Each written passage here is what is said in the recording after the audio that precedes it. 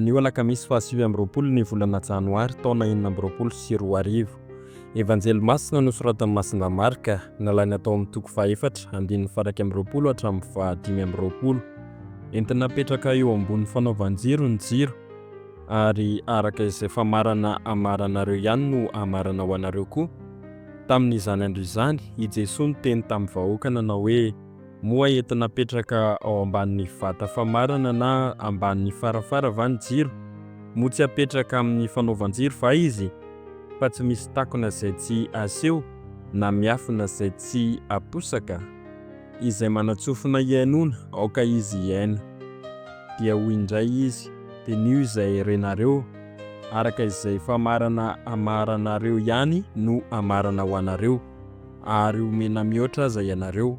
Fa izay manana dia omena, ary izay tsy manana kosa na dia izay ananany aza dia esorina aminy. Izany ary ny tenin'ny Tompo, nderany eo anao ry Kristy.